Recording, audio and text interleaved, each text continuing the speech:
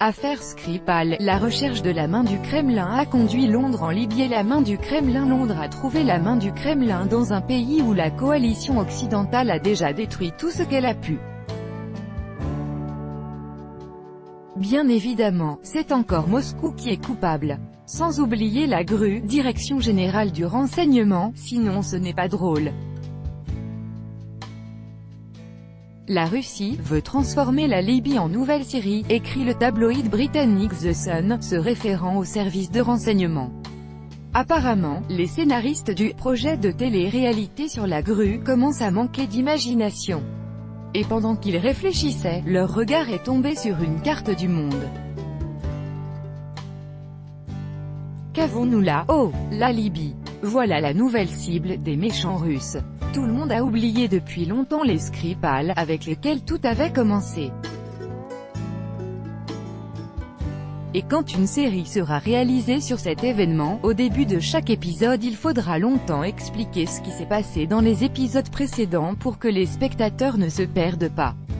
À présent, affirment les agents britanniques, des dizaines d'espions russes errent en Libye pour prendre le contrôle du plus grand itinéraire de migration clandestine en Europe. Ils devraient s'en réjouir, puisqu'ils n'arrivent pas à réguler ce flux migratoire indomptable même. Quelque part, entre les zones d'influence de différents groupuscules, se trouveraient déjà des S-300 et des calibers russes.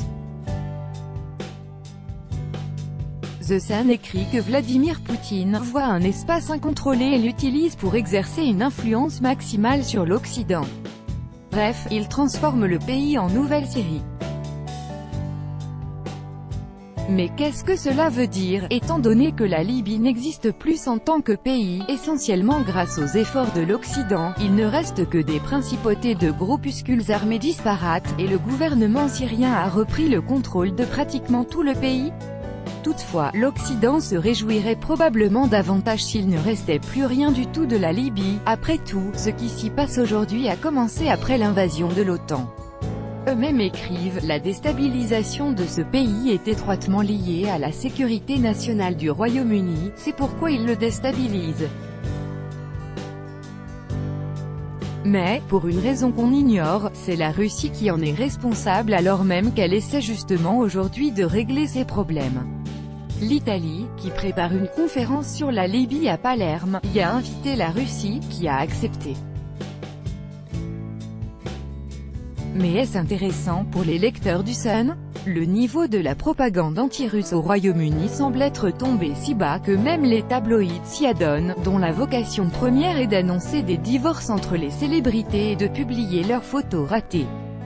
Mais c'est probablement le niveau voulu, pour les masses de lecteurs crédules.